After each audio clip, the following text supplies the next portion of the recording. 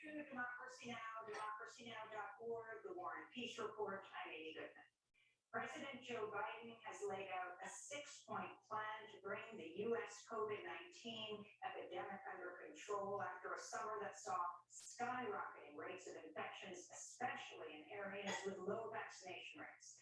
Speaking from the White House Thursday, Biden said he's ordering nearly all federal workers and contractors to get COVID-19 vaccinations or face weekly testing. He also said OSHA, the Occupational Safety and Health Administration, will require large employers to have their workers inoculated or tested weekly. Violators face fines of up to $14,000 per infraction. Despite the fact that for almost 5 months, free vaccines have been available in 80,000 different locations, we still have nearly 80 million Americans who have failed to get the shot. To make matters worse, there are elected officials actively working to undermine the fight against COVID-19.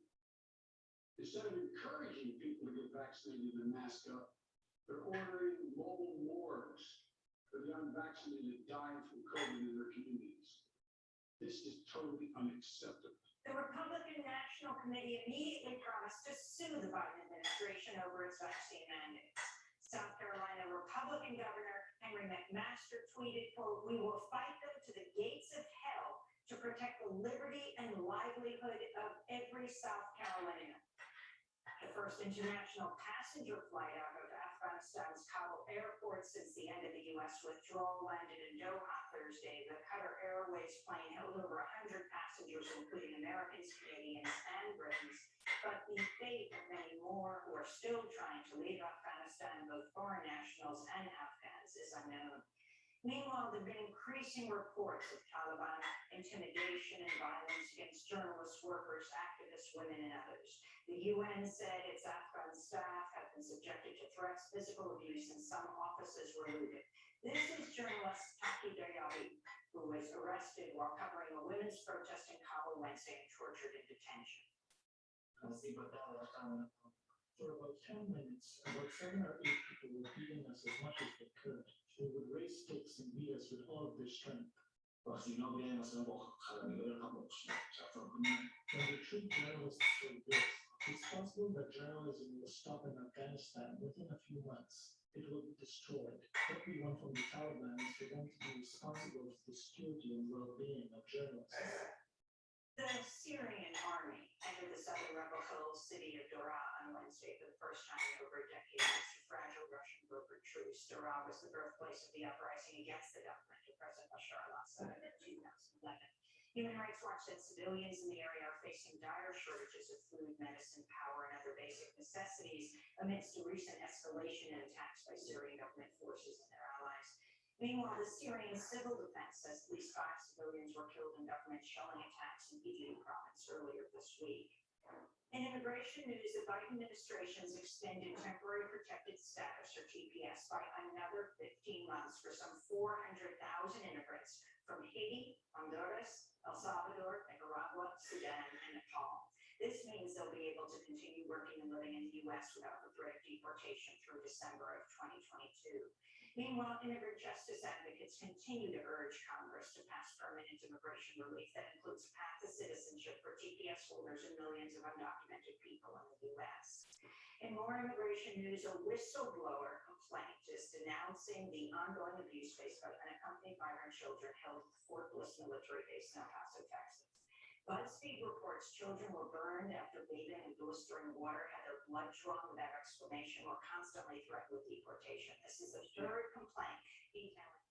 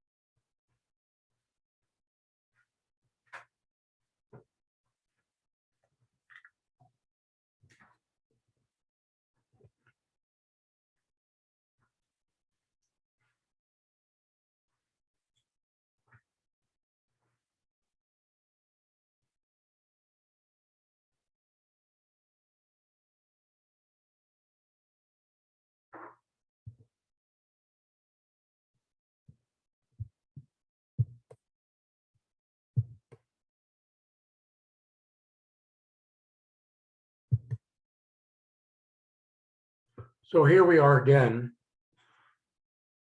our second lecture, and the lectures are being recorded and are being going to be put up on YouTube. I thought the last session went well, and your emails, a fair number of you did respond, asked to my request that you sort of introduce yourself and say what you were interested in and why you were taking this course. And they were informative and actually interesting to me. And I'm hoping that we can develop a rapport and that we can carry on active discussion in this class.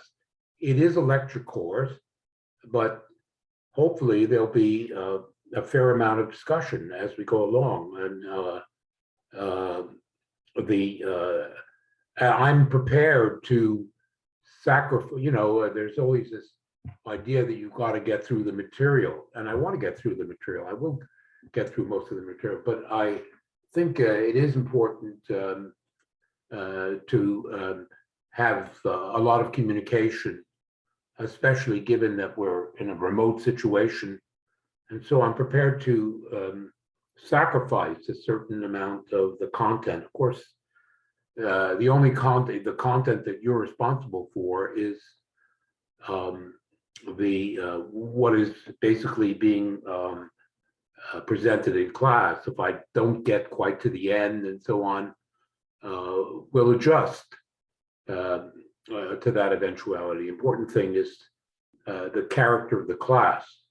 Are there any questions about what I've said last time? Because what I'm going to do right away now is I'm going to spend some time dealing with the syllabus. So does anybody have any questions left over from last time?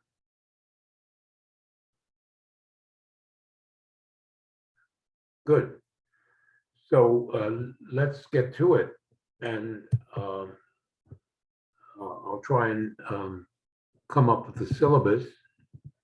Yeah, here it is.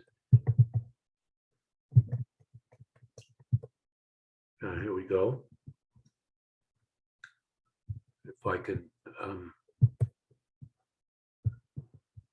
reduce the screen here. Yes, this is the syllabus, and you all must have gotten the syllabus. I sent you an email of the syllabus and so on, and it's available on the course site. So what I want to do first of all is to sort of give you an overview of the syllabus.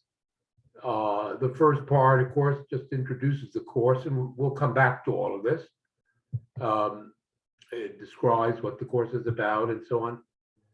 Then there's required textbooks, schedule of lectures and readings, basically giving you a sense of the flow of the course.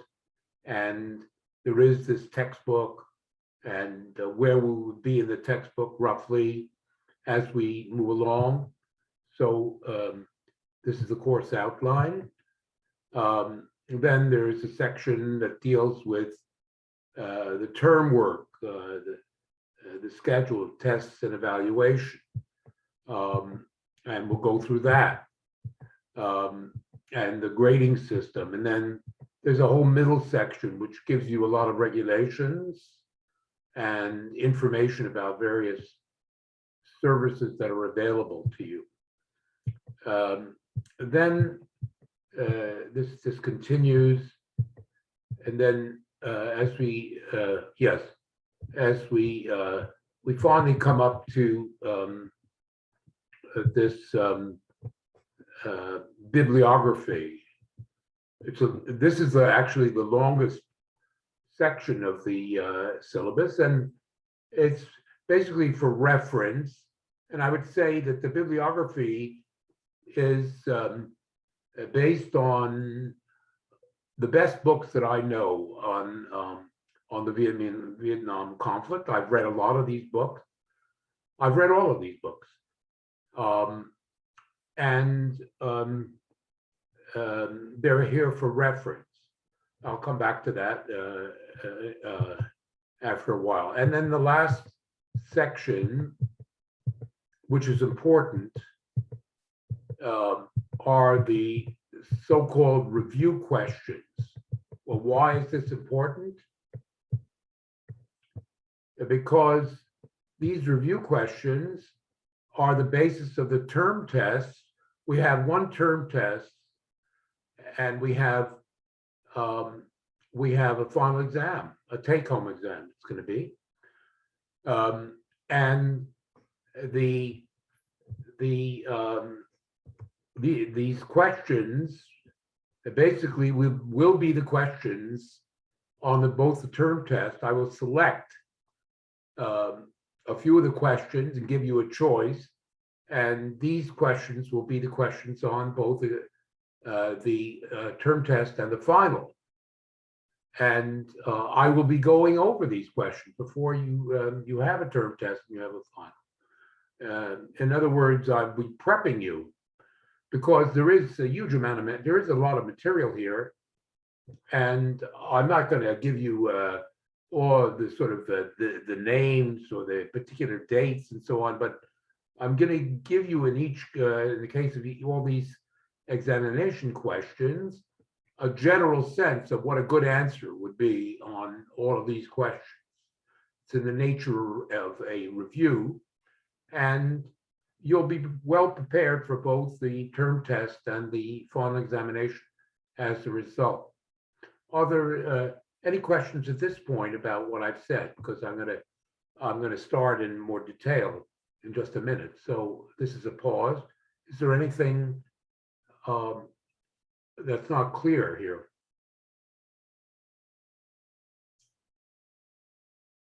Good.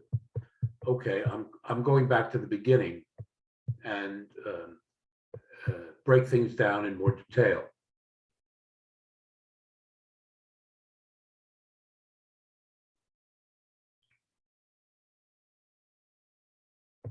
Okay, my name. I give you my cell phone number. You can call me when and if you like. There's my email. I have this formal office hour. We can set up a Zoom, or we can talk on the phone and so on. Yeah, that's what we can do for an appointment. And I would say that the easiest way of communicating to begin with, certainly, and the way I can, I always am checking my email. And so if you just email me, I'll respond. I'll be able to respond relatively quickly by that means. The next thing is the course description. So I'm just going to slowly read and so on. This course narrates and analyzes the history of the Vietnam War from the perspective of both the Vietnamese and the Americans. I want to stress this, that I'm not going to present this material simply from the American point of view, as so many people do. And as, in fact, even the bibliography that I've given you toward the end, it's overwhelmingly written by American scholars. Now, some of this is excellent stuff, but if you're looking at a historical situation and so on, or conflict, you don't want to look at one side and not look at what the other side is saying. So I'm trying, despite the fact that the bias of the historical scholarship is overwhelmingly on the side of the Western world, the Americans, I'm going to, insofar as that's possible, also be giving you the perspective of the Vietnamese in general, but in particular the DRV, the Democratic Republic of Vietnam, Ho Chi Minh, and so on. I would note that the Vietnamese haven't produced there are a few good works, but there really isn't anything like the scholarship that the Americans have produced in this. On the other hand, so you want to get the well, what is in the mind? What is in the what is this, the concept of the say the North Vietnamese? Well, there is the fact that YouTube is a very interesting site because they actually do have a significant number of North Vietnamese war films. Since the Vietnamese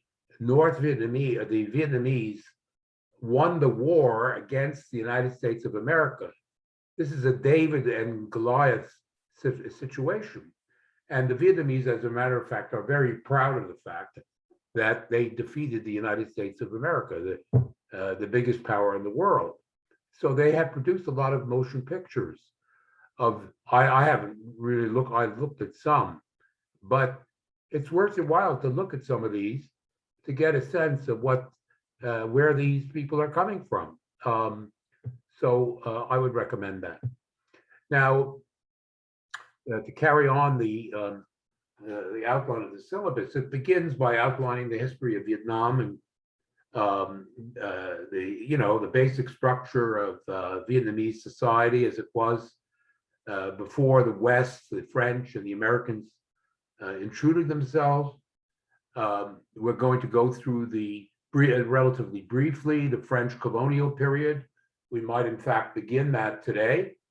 But of course, we're focusing on the American stage, the American War, 65 to 75. And we're going to see, obviously, we're going to look at the battlefield, the immediate repercussions of Vietnam of events and so on, but we're also going to look, because the Vietnam War attracted the attention and stirred people all over the world, we'll be looking at the rest of the world as well. And of course, especially we'll be focused on the repercussions within the United States, because they were extremely serious. And in the end, one of the main factors, it wasn't the only one, for why the Americans left was the situation in the United States. Does anybody know what I'm talking about? What was the situation as the war progressed? What happened in the United States? Does anybody know? Please just intrude. Yes, Mr. Riddell, who's just joined us. What do you think? Like the anti-war movement, like the anti-war protests, the Kent right. State shootings. Yes, that's right. There was a huge anti-war protest centered in the universities. Thousands of universities got the students. It was mainly the students, some of whom were subject to the draft. And so there was this huge upheaval. The universities were in incredible turmoil. Plus, there was also the civil rights movement. And the students were also challenging the power structure of the universities. And there was chaos in the United States internally as a result. And ultimately, it spread into the military. And the military had increasing difficulties getting the soldiers to fight. So it was it had major repercussions on American society. Now, so that's the overview of what we're going to be doing. I said, well, the main thread, of course, are the lectures, and then see, we've had Mr. Riddell has answered the question. I'm going to be constantly asking you questions. I hope you can respond, or we can get into a serious discussion. As I said, if I don't get through all the material, the discussion is, while we want to keep the momentum and you want the information that I have, the discussion points are very important. Now, the discussions will be based on the flow of the lectures and my questions, but also there is this textbook, Mitchell. And in Mitchell, which I give you this sort of breakdown of the readings by week. At the end of Mitchell, there are a series of documents. That is to say, what we call primary sources. Can anybody tell me what a primary source in history is? Does anybody have any sense of that? Someone who's been at the event has seen it firsthand. That's right, exactly. A government record, a newspaper account, even a work of art, which is immediate to the event, are the materials out of which history is built. History is built out of records which are as close to the events as possible, and you don't write history from vague, third-rate, third-hand accounts of something. You want to get as close as possible. And so Mitchell does present a series of documents, and we can discuss these because you should have at least a certain exposure to the sort of the analysis of primary documents. Now, I don't want to make a fetish of this. I don't agree with the idea that this is the only way. It's the fundamental way in which history is written, studied and written. But one shouldn't go too far with this because theory is also important. It's a combination of documentation and a good overall theoretical understanding, which is necessary to historical understanding. It's not merely documents, but the documents only have meaning in the context of the theory. So I just want to mention that point. Now, the next point is that, of course, we're on Zoom, and the lectures are going to be also recorded on YouTube, and you can go back to all of the lectures and study them at your leisure. If something's not clear or you want to sharpen your understanding of something, that's certainly an option that's open. So now are there any questions about what I've said so far? Good. So the textbook is Mitchell, K. Hall Mitchell, Mitchell, I think he's an American. Why do I say that? Because he's coming from it to things that from a certain perspective. One must always be aware of that. What's the perspective? Who's talking? And why are they saying the things that they're saying? You know, that's fundamental. These are the questions. And of course, they're the questions you should ask in your daily life when you hear a news broadcast or you read some account from a news source on the internet. Who is doing the talking? Why are they saying these things? How am I being manipulated by this? These are the basic questions that any kind of critical person has to constantly ask themselves. And of course, especially in this, quite frankly, age of disinformation that we're living in. Mitchell, and I give you a breakdown of the pages you should be looking at each week, gives you an overview. If you read through Mitchell as we go, you'll have a full sense of basically the basic facts of the Vietnam War. Now, beyond Mitchell, and we'll be doing some documentary work, some primary source work as well. But then there are the 4 other books that are available in the bookstore.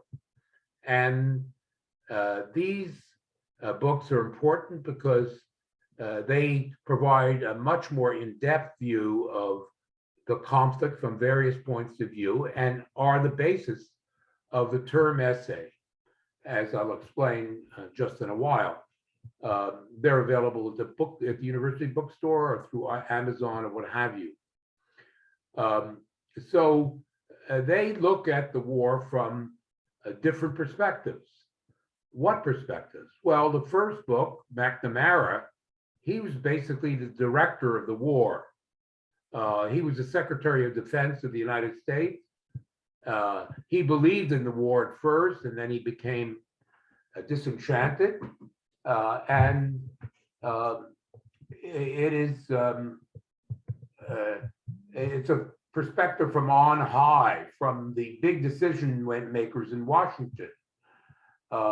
And that's certainly important to look at.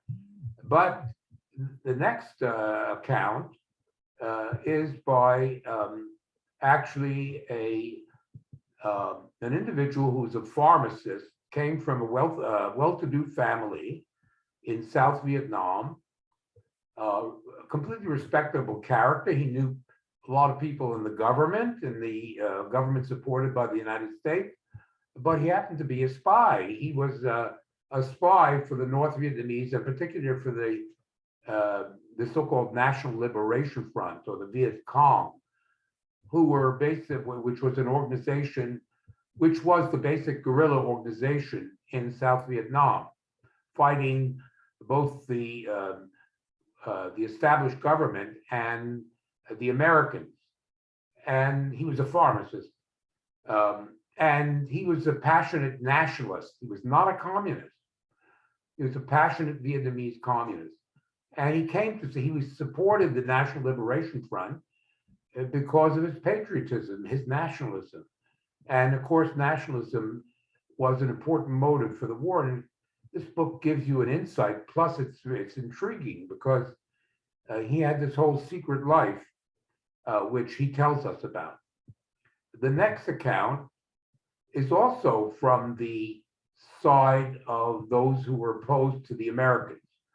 And this is by Bao Ninh. It's called The Sorrow of War, and it's a fictional account based on Bao Ninh was in the army of North Vietnam, in the army of the Democratic Republic of Vietnam. He was an enlistee, and he saw, as he says, the sorrow of war. Now, he turned his experience into a novel, and this is the most famous modern novel produced by in Vietnam. It's a classic, and so it's an important perspective on the war. It may be a little bit confusing for you because it's set up as a novel and so on, but you should take it seriously because Bao Ninh is very famous in Vietnam. He's still alive. Finally, we have the account of McNamara, the American Secretary of Defense. What about the American foot soldier? Well, there was a Marine, Phil Caputo. Amongst the better books written by soldiers who were on the American side in the war is the account of Phil Caputo. And so there's his account. So taken as a whole, if we can figure in these 4 books, they're going to be the basis of the essay that you're going to write. So you read these accounts. I'll discuss this in a few minutes. So then we have any questions about this? Good. So then, based on Mitchell and my own lectures, I've given you a sort of a sense of the flow of the course, the basic topics in the course are presented, and I think that's pretty clear. Now we come to the work. So of course it breaks down into 70% of the work. The mark is based on the class work, the work you do in the class, and then there is a take-home final, 30%. Now I'm now breaking down the class work. There is the first assignment is an in-class essay on the question, the French claimed that they were, what? I can't remember what I said here. I'm trying to bring it up. Um, um,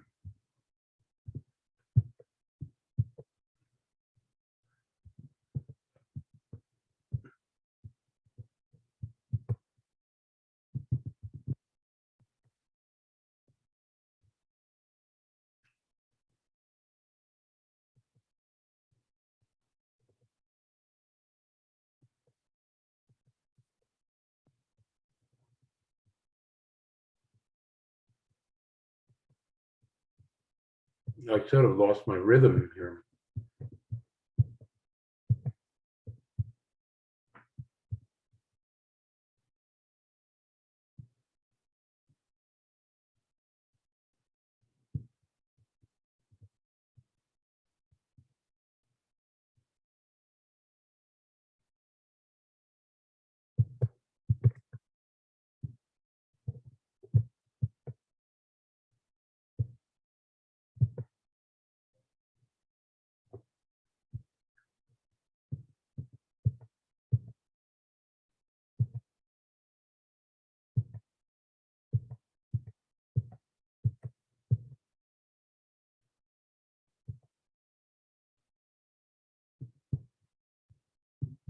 Okay, just a second. Okay, basically, the question asks, the French claim that they were in Vietnam in order to basically bring civilization to the Vietnamese. According to them, by civilization, they meant Western civilization, which they believe was the only civilization.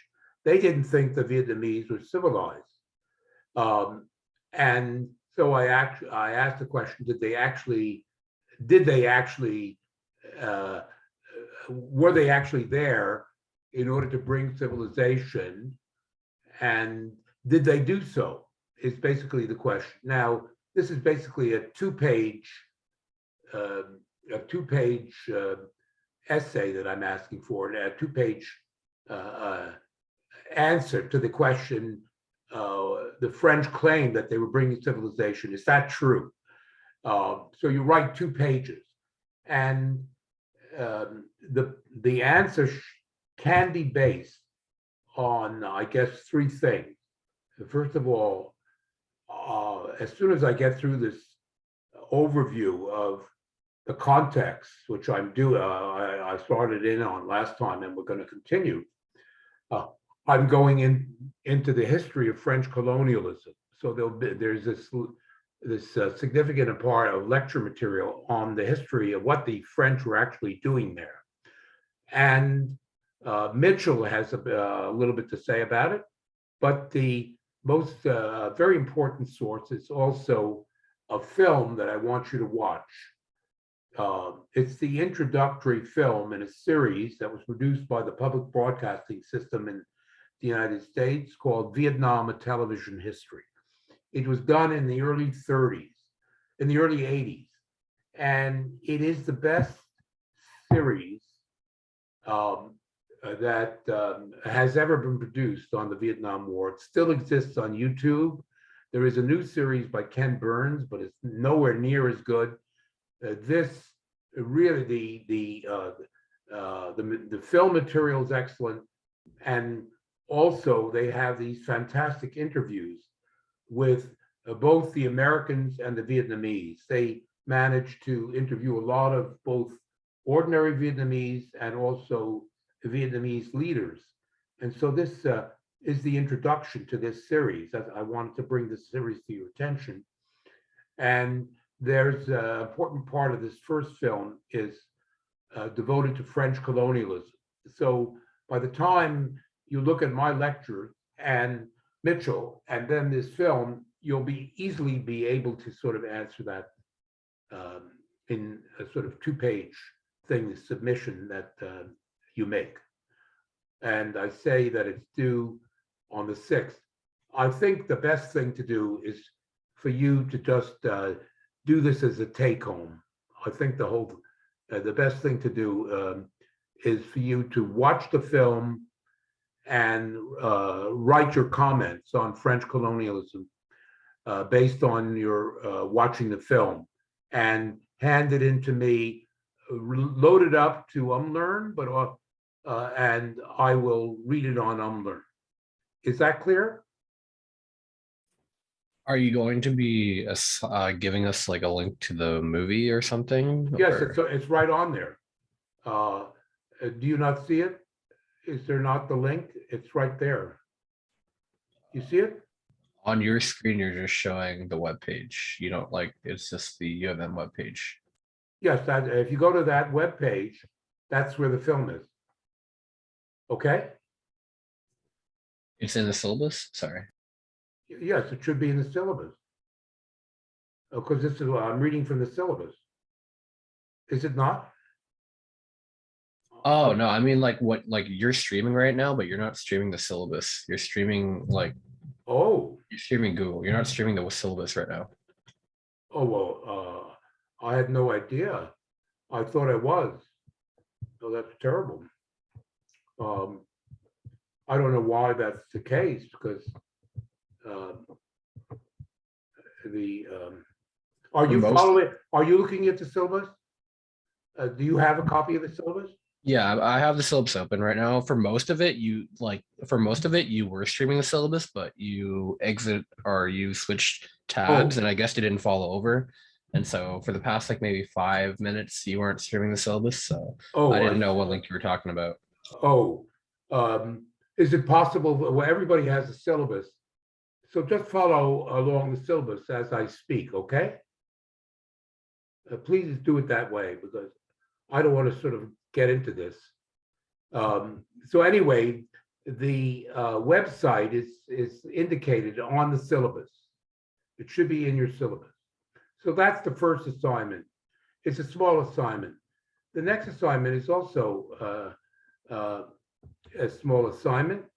It's a 1 hour, well, it's an examination on the 15th of October. And again, I'm going to make that a take-home exam. There's no reason. And what it will be is a take-home exam, which will consist, I'm moving now. If you go to on your syllabus to the end of the syllabus, there are the review questions. Okay.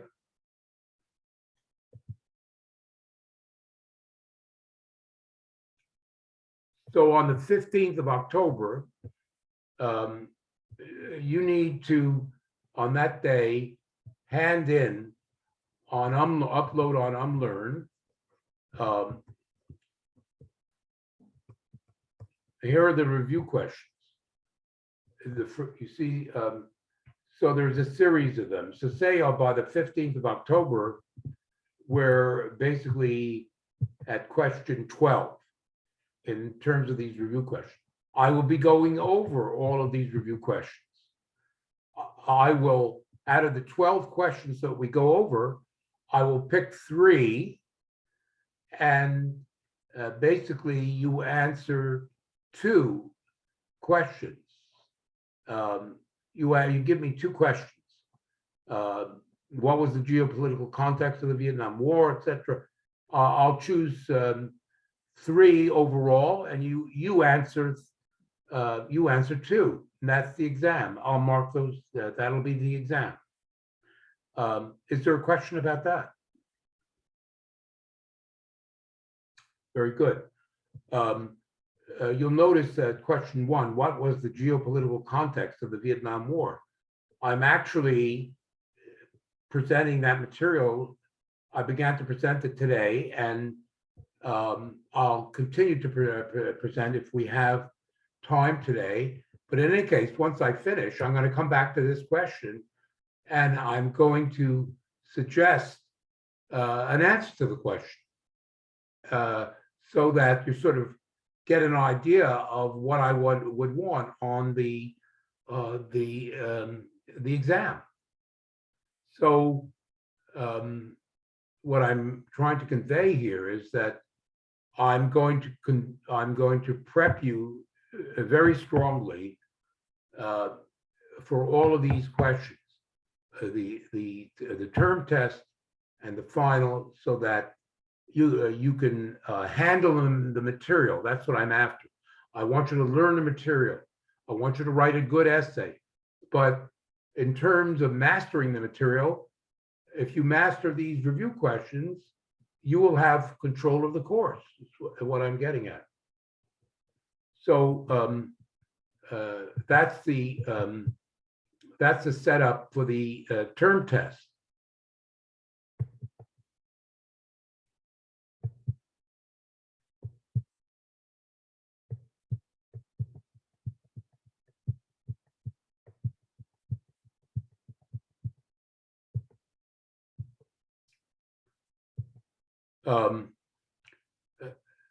So then there's some stuff about don't hand stuff in late and so on, and you need a note, etc.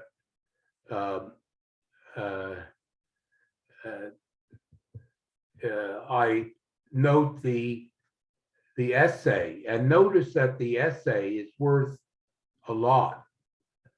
The term essay. That is because in the history department we stress,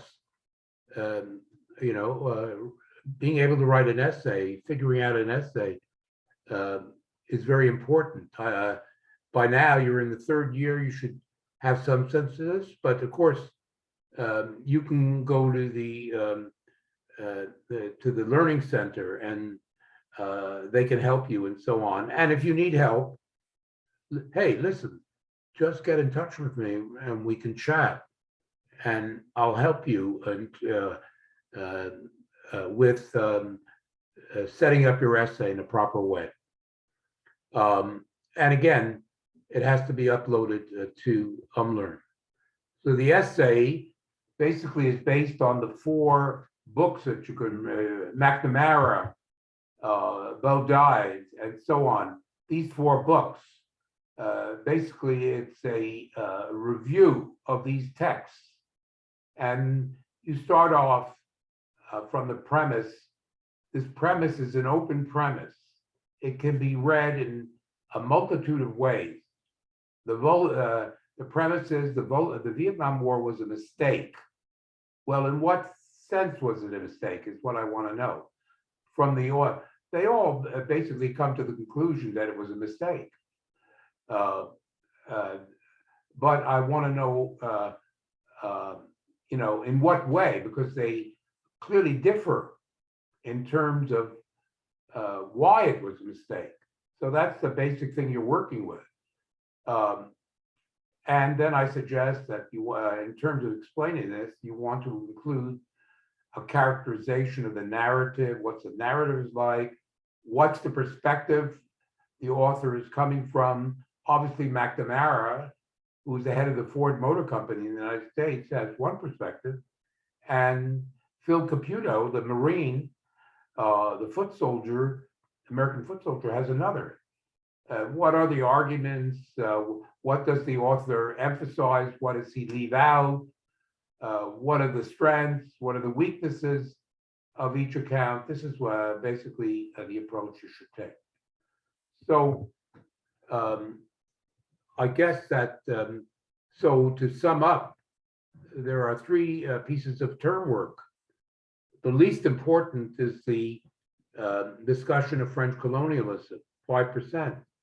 Then there's the term test, which is worth not very much. And then 20%. And then the essay. Then I say, then there's some more stuff about, these are all suggestions. You don't have to touch every one of these points. I'm just giving you a grid, the various things that you look for in the book when you're reading the book. Then I note you need to keep copies of all your work. People lose their work, so it's very important to keep copies. There's a lot of concern about plagiarism, and our department has these big machines. They put all the essays through the machines, looking for signs of plagiarism. Okay, then the final examination. The final examination is very much like the term test. It's going to be a take-home exam. I can say that I'll be issuing the final exam on the 11th, and you need to have it back to me in a week. And it's basically going to be, I'm going to select 3 of from the review questions. I'm going to ask you to answer 3 out of 9 questions. You'll have a choice of 3 out of 9 of the review questions. I think there are 28 review questions. I'll select 9 and you do 3 on the final exam, which is a take home. Is that clear? And I say also that I'm going to take one of the questions from the first part of the course. Then there's a grade distribution. Usually I keep a quantitative breakdown. I give a quantitative number and I add up the numbers, and that's how I arrive at a final grade. Then there's notice of the appeal process. This is a reference to plagiarism.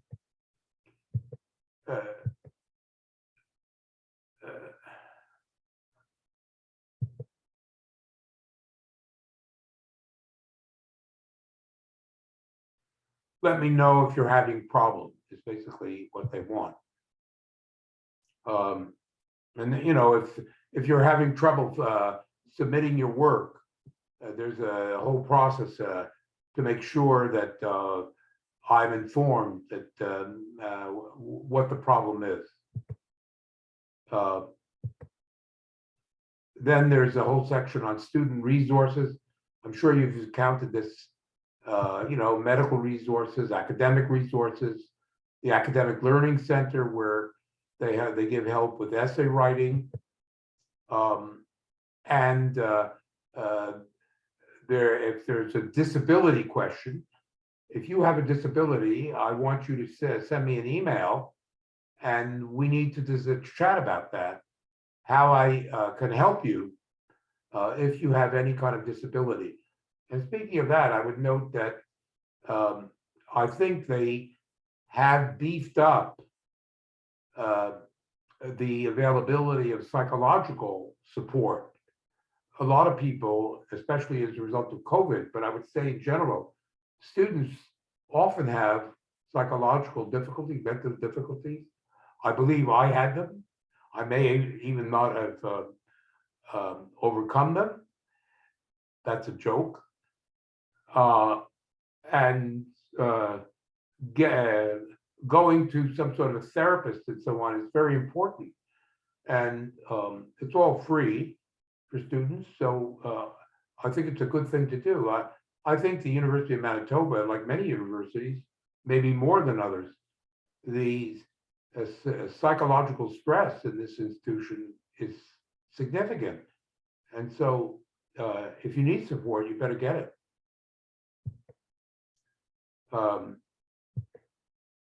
Oh yes, there is a history club, and this the people who are at the head of this right now are extremely active.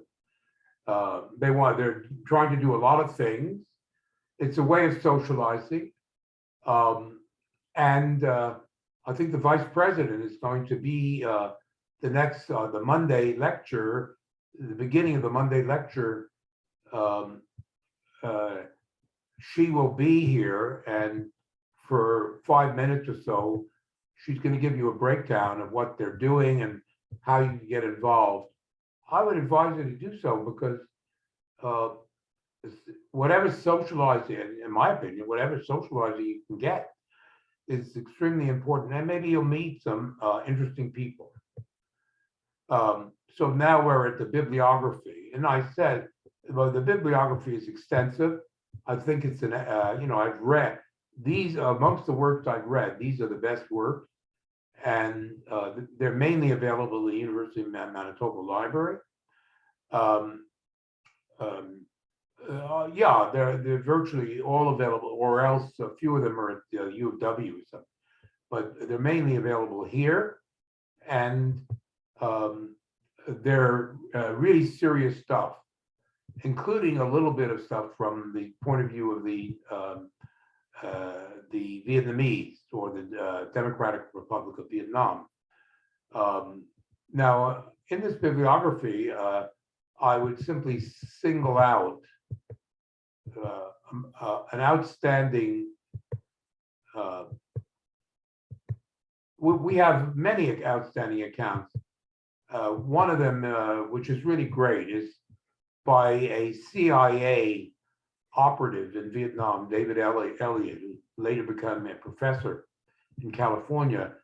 And he listened in to all the radio accounts by the guerrillas. And this is an account of what was going on at the grassroots amongst the guerrillas fighting the Americans. This book by Elliott is fantastic, a fantastic piece of work.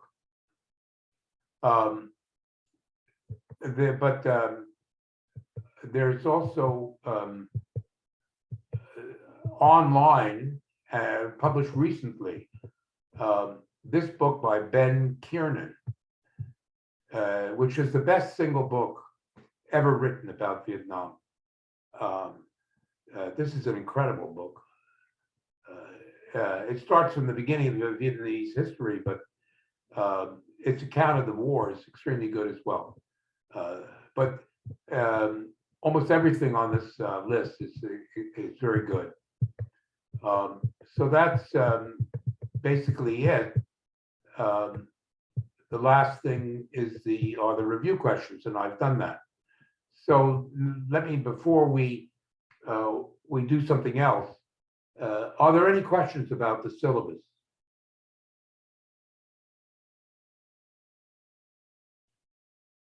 Okay, we're done. We're done with the syllabus.